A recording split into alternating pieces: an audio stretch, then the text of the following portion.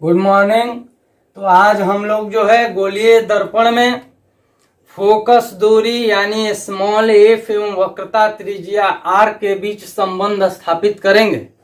इसको कई तरह से प्रश्न पूछता है बोर्ड में, परीक्षा में। कहता है कि किसी गोलीय दर्पण में या किसी अवतल दर्पण में या किसी उत्तल दर्पण में F बराबर R/2 सिद्ध करें या R बराबर 2F सिद्ध करें या फोकस दूरी एवं वक्रता त्रिज्या के बीच संबंध स्थापित करें। मतलब कि इन सभी टाइप्स के जो भी है, ये इस टाइप के यदि प्रश्न रहे तो हमें यही करना है सिद्ध कि F बराबर R/2। गोलीय दर्पण है, चूंकि गोलीय दर्पण दो प्रकार का होता है, एक होता है अवतल दर्पण, एक होता है उत्तल दर्पण। तो हमें तो दोनों में सिद्ध करना होगा। तो सबसे पहले हम लोग एक बार अवतल दर्पण में करते हैं, फिर एक बार उत्तल दर्पण में करते हैं। तो इसको जो है हम लोग समझने के लिए पहले फिगर बनाएंगे और उसके बाद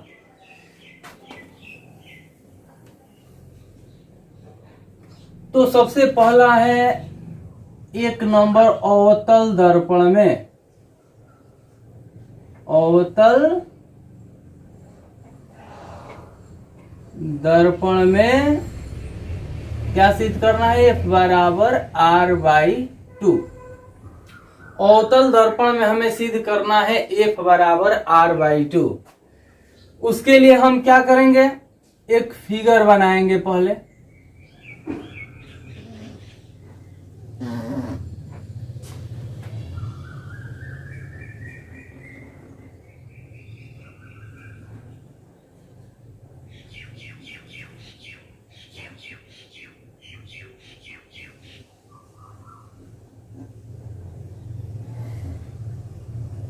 ये इसको हम लोग मान लेंगे एम।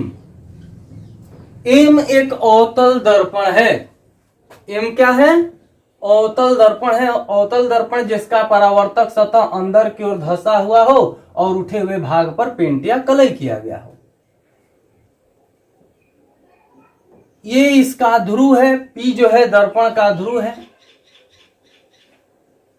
और ये जो है इस दर्पण का मुख्य अक्ष है जो ध्रुव और वक्रता केंद्र से होकर गुजरती है।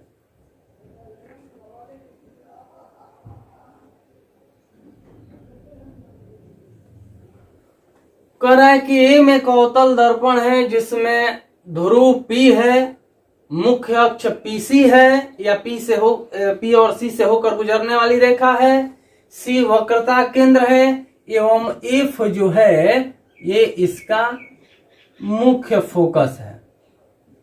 F जो है इसका मुख्य फोकस है। हम लोग पढ़े हैं कि ध्रुव एवं मुख्य फोकस के जो बीच की दूरी होती है, इस दूरी को हम लोग कहते हैं फोकस दूरी। क्या कहते हैं? फोकस दूरी कहते हैं। उसी तरह हम लोग पढ़े हैं कि ध्रुव और वक्रता केंद्र के बीच की जो दूरी होती है, ध्रुव और वक्रता केंद्र के बीच की दूरी को हम लोग कहते हैं वक्रता त्रिज्या। क्या कहते हैं? वक्रता त्रिज्या। इसे कैपिटल R या स्मॉल r से सूचित करते हैं। दोनों में से कोई लिख सकते हैं। हमें सिद्ध करना है कि ये जो फोकस दूरी है वक्रता त्रिज्या की आधी है, अथवा ये कह सकते हैं कि ये जो वक्रता त्रिज्या है वो फोकस दूरी के दुगनी है। तो एक बार फिर से माना कि एम एक अवतल दर्पण है। अवतल दर्पण इसलिए क्योंकि इसका परावर्तक सतह अंदर की ओर है और उठे हुए भाग पर कलई किया गया है, बाहर वाले भाग पर। एम एक अवतल दर्पण है जिसमें ध्रुव P है, मुख्य फोकस F है, वक्रता केंद्र C है, फोकस दूरी स्मॉल f है और वक्रता त्रिज्या जो है ध्रुव और केंद्र के बीच की दूरी r है। तो इस अवतल दर्पण पर मुख्य अक्ष के समांतर AB एक प्रकाश की किरण है। मुख्य अक्ष के समांतर AB एक प्रकाश की किरण आती है, यानी कि AB एक प्रकाश की आपतित किरण है। हम लोग पीछे वाला वीडियो में पढ़े थे कि जब कोई प्रकाश की किरण जो है दर्पण पर मुख्य अक्ष के समांतर आपतित होती है तो दर्पण से परावर्तन के बाद ये मुख्य फोकस से होकर गुजरती है। अतः दर्पण के बिंदु बी से परावर्तन के बाद ये किरण जो है मुख्य फोकस से होकर गुजरती है। तो अब ध्यान दीजिए, ए बी आपतित किरण हुई तो बी और एफ यानी कि बी एफ जो है वो परावर्तित किरण। कह रहा है कि दर्पण के बिंदु बी पर दर्पण के वक्रता केंद्र से बीसी एक अभिलंब डालते हैं। आप पूछिएगा कि काहे सी से ही अभिलंब होगा, क्योंकि हम लोग पीछे वाला वीडियो में पढ़े हैं कि दर्पण के वक्रता केंद्र से दर्पण के किसी भी बिंदु पर जो हम लोग रेखा खींचते हैं वह उस बिंदु के या स्पर्श बिंदु पर लंबवत पड़ती है, 90 डिग्री का कोण बनाती है। अतः यह अभिलंब का काम करेगा यदि बी बिंदु को समतल दर्पण का भाग हम लोग मान ले तो बीसी अभिलंब हो गया। तो आपतित किरण एवं अभिलंब के बीच जो कोण बनता है उसे हम लोग कहते हैं आपतन कोण यानी कोण आई, जबकि परावर्तित किरण एवं अभिलंब बीसी के बीच जो कोण बनता है इसे कहते हैं हम लोग परावर्तन कोण आर। हम लोग ये भी जानते हैं कि आपतन कोण और परावर्तन कोण आपस में जो है वो बराबर होता है। तो एक बार फिर से शुरू से समझिए। माना कि एम एक अवतल दर्पण है जिसमें ध्रुव पी है, मुख्य फोकस एफ है, वक्रता केंद्र सी है, फोकस दूरी स्मॉल एफ है और वक्रता त्रिज्या आर है। दर्पण के मुख्य अक्ष के समांतर ए भी कोई प्रकाश की आपतित किरण है जो दर्पण से परावर्तन के बाद मुख्य फोकस से होकर गुजरती है। दर्पण के बिंदु बी पर वक्रता केंद्र सी से बीसी एक अभिलंब डालते हैं, तब जो है ये आपतन कोण बनता है और ये परावर्तन कोण बनता है। तो हम जानते हैं परावर्तन के नियम से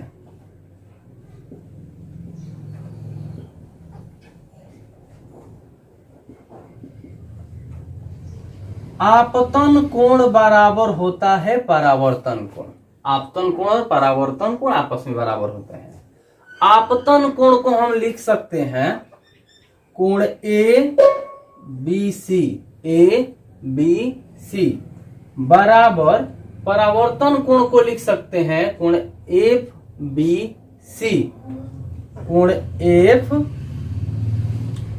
बी सी, यानी कि आपतन कोण और परावर्तन कोण ये आपस में बराबर हो गए।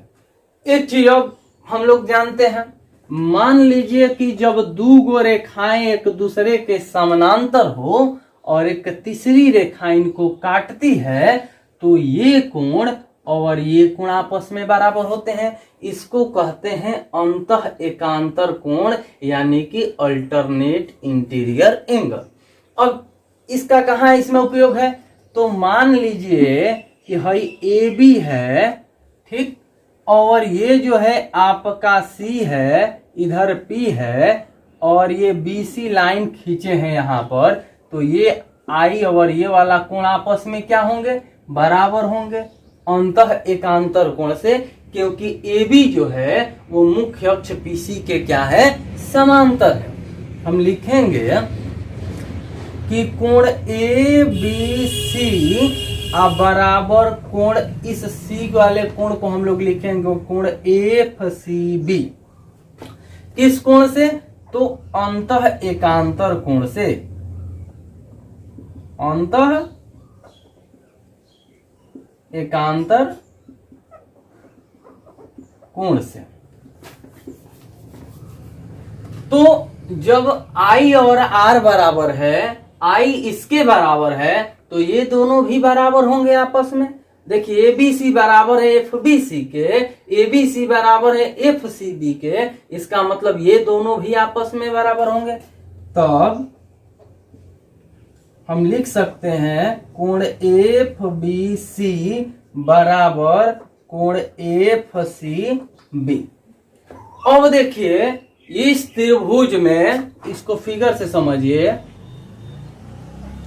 ये कोण और ये कोण, ये बी हो गया, सी हो गया और ये एफ हो गया। बी और सी बराबर है, तो जब एक त्रिभुज में दो कोण बराबर हो जाए तो उन कोण के सामने की भुजा भी आपस में, यानी कि सी के सामने का ये भुजा और बी के सामने का ये भुजा, यानी ये दोनों भी आपस में जो है वो क्या होंगे, बराबर होंगे। तो उस स्थिति में ये जो त्रिभुज बनेगा वो कौन सा त्रिभुज बनेगा, समद्विबाहु त्रिभुज बनेगा। कौन सा त्रिभुज बनेगा, समद्विबाहु त्रिभुज बनेगा। यानी कि त्रिभुज BCF में, त्रिभुज BCF में दो गो कोण बराबर है, कोण FBC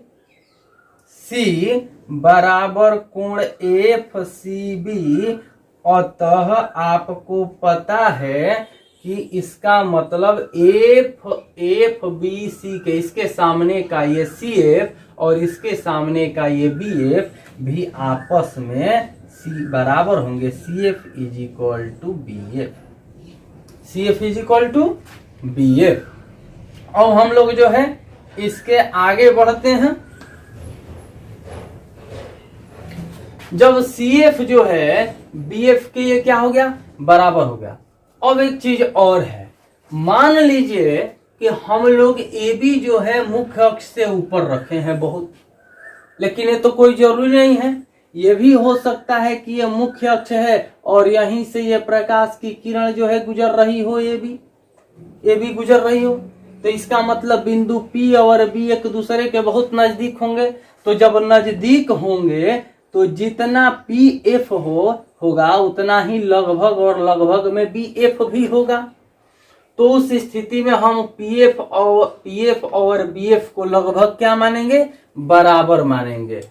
तो हम लोग लिखेंगे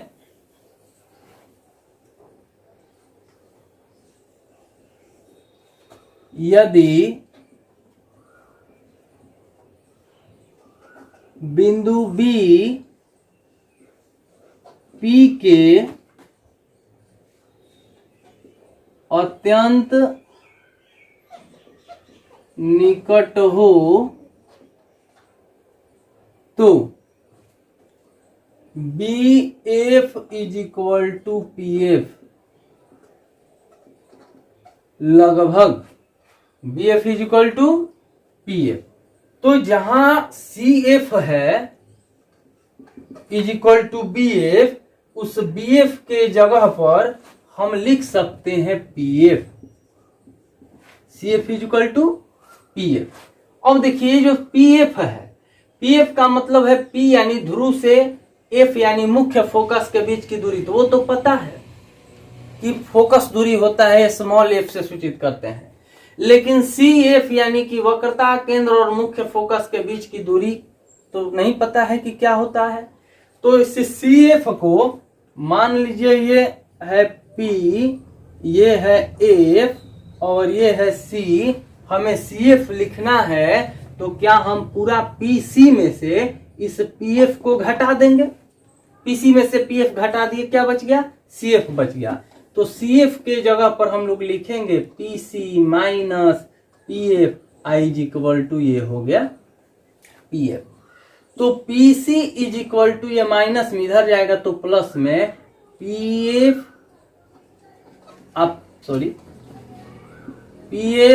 plus PF। PC is equal to आपका हो गया 2PF। PC यानी कि ध्रुव और वक्रता केंद्र के बीच की दूरी, इसे हम लोग कहते हैं वक्रता त्रिज्या R। 2 इंटू PF यानी कि ध्रुव एवं मुख्य फोकस के बीच की दूरी, फोकस दूरी इसको कहते हैं स्मॉल f, फोकस दूरी यानी कि F। तो R बराबर आ गया आपका 2 इंटू F, या और में F इज इक्वल टू ये मल्टीप्लाई में इधर आएगा तो भागा में डिवाइड में R/2। ये हम लोगों का प्रूफ हो गया। अब जो है ये तो हम लोग अवतल दर्पण में पढ़े हैं, तो ये भी तो पूछ सकता है परीक्षा में कि आप जो है इसी चीज को उत्तल दर्पण में सिद्ध करें। तो अब जो है हम लोग इसको सिद्ध करेंगे उत्तल दर्पण में, और उसको हम लोग देखेंगे कि कैसे आसानी से सॉल्व कर सकते। तो अब हम लोग जो है उत्तल दर्पण में F बराबर R/2 को सिद्ध करेंगे। तो यहाँ लिख देते हैं सेकंड नंबर, फर्स्ट नंबर तो समझ गए हम लोग। सेकंड नंबर है उत्तल दर्पण द्वारा या उत्तल दर्पण में F बराबर R/2। इसको सिद्ध करने के लिए सबसे पहले जो है हम एक उत्तल दर्पण को बनाएंगे और समझेंगे।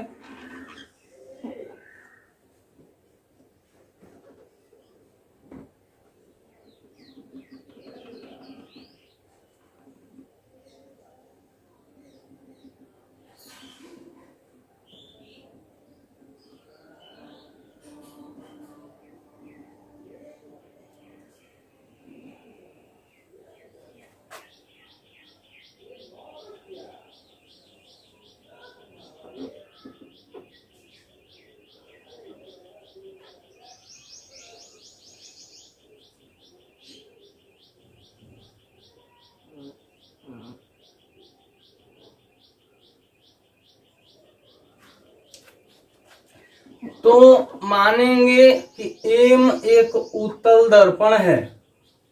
एम क्या है?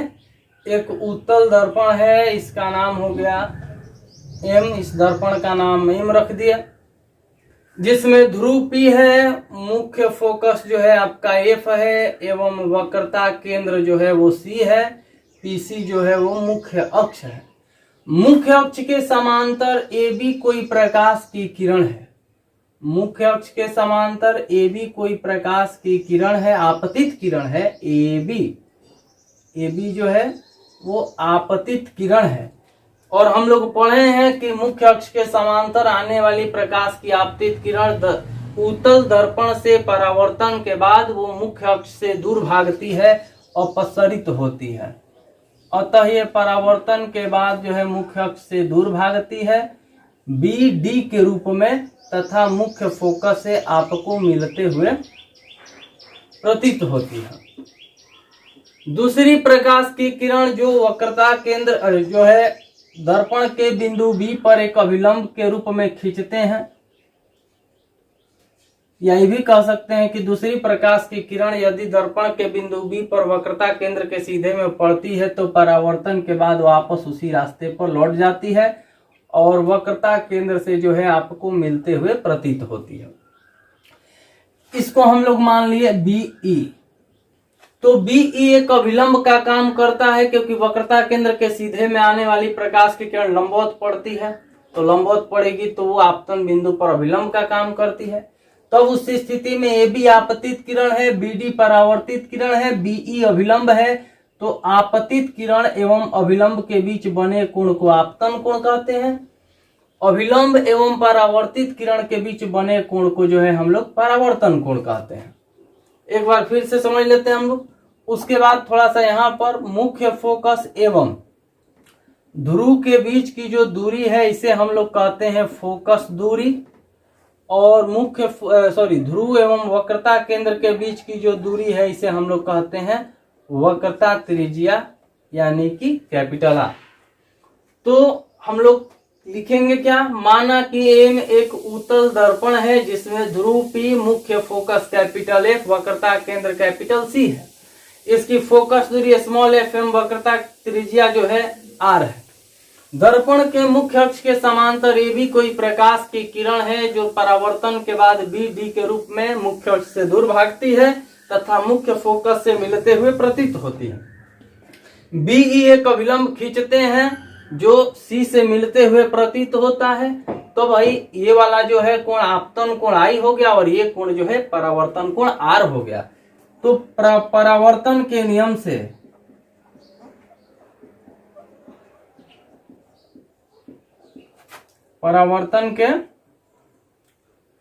से हम लोग पढ़े हैं कि कोण आई यानी आपतन कोण बराबर होता है कोण आर यानी कि परावर्तन कोण।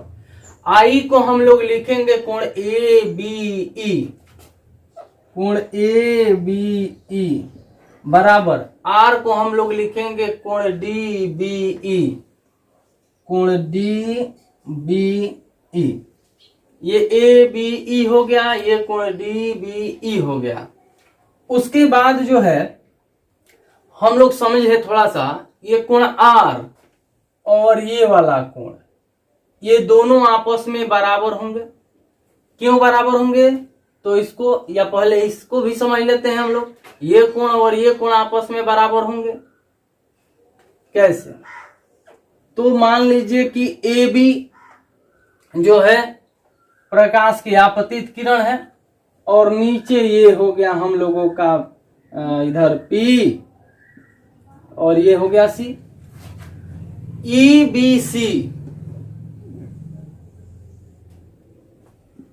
EBC दोनों समांतर रेखाओं को काटती है B और C पर।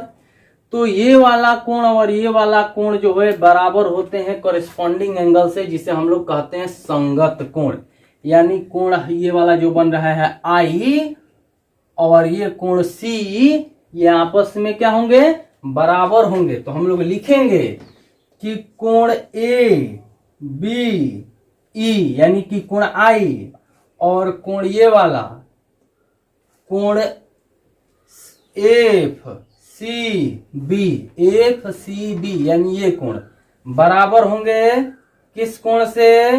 संगत कोण से बराबर होंगे। उसी तरह कोण R और इधर का कोण B आपस में जो है बराबर होंगे किससे? तो शीर्षाभिमुख कोण से, वर्टिकली अपोजिट एंगल जिसको कहते हैं। जब दो गो रेखाएं एक दूसरे को काटती है तो ये कोण और ये कोण आपस में बराबर होते हैं। यानी कि कोण DBE और बराबर होगा कोण FBC शीर्षाभिमुख कोण।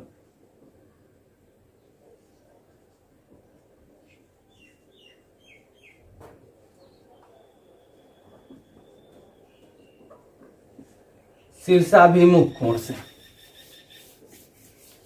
तो अब ध्यान दिया जाए, I और R आपस में बराबर है। I बराबर है C के, R बराबर है इस B के। इसका मतलब B और C भी आपस में क्या होंगे? बराबर होंगे। तो हम लोग लिखेंगे त्रिभुज FBC में, त्रिभुज FBC में कोण FBC इज इक्वल टू कोण FCB जब आपस में बराबर हो गए तो इनके सामने की भुजा CF और इनके सामने की भुजा BF भी आपस में बराबर होगा और वो समद्विबाहु त्रिभुज होगा। इसका मतलब अतः CF is equal to BF भी आपस में क्या होंगे? बराबर होंगे। सेम वही कंडीशन, यदि एक प्रकाश की किरण जो है AB मुख्य अक्ष से बहुत करीब हो तो उस स्थिति में, यानी कि बिंदु B जो है बिंदु P के बहुत करीब हो, तो जितना PF होगा उतना ही BF होगा लगभग में। तो लिखेंगे यदि बिंदु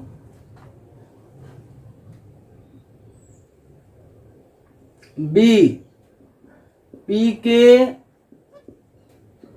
अत्यंत निकट हो तो BF is equal to PF लगभग, तब ये जो CF is equal to BF लिखे हैं, BF के जगह पर हम PF लिख सकते हैं क्योंकि ये दोनों आपस में क्या है? बराबर है। CF को जो है हम लोग PC माइनस PF, ये C है, ये F है और ये P है, CF लिखना है तो PC में से इस PF को घटा देंगे तो बच जाएगा CF, यानी कि इसको लिखेंगे हम लोग PC minus PF is equal to ये हो गया PF। PF माइनस में इधर आएगा तो PC is equal to PF अब प्लस हो जाएगा, ये भी हो गया PF। PC is equal to ये हो गया 2PF। PC यानी ध्रुव से केंद्र के बीच की दूरी, वक्रता त्रिज्या R है, is equal to 2 into PF ध्रुव से मुख्य फोकस के बीच की दूरी यानी कि फोकस दूरी स्मॉल f है, यानी कि r बराबर 2f, वक्रता त्रिज्या फोकस दूरी की दुगनी होती है, या ये भी लिख सकते हैं f इक्वल टू, ये गुणा में इधर आएगा तो भाग में r/2, यानी फोकस दूरी जो है वो वक्रता त्रिज्या की आधी होती है। इस तरह से हम लोग f बराबर r/2, अब चाहे अवतल दर्पण में आए या उत्तल दर्पण में आए, उसको हम लोग हल कर सिद्ध कर सकते हैं, प्रूव कर सकते हैं, रिलेशन दिखा सकते हैं। इसके बाद जो है हम लोग आगे पढ़ेंगे कि किस तरह से अवतल दर्पण में, उत्तल दर्पण में अलग अलग बिंदुओं पर रखे गए वस्तुओं का प्रतिबिंब अलग अलग बनता है।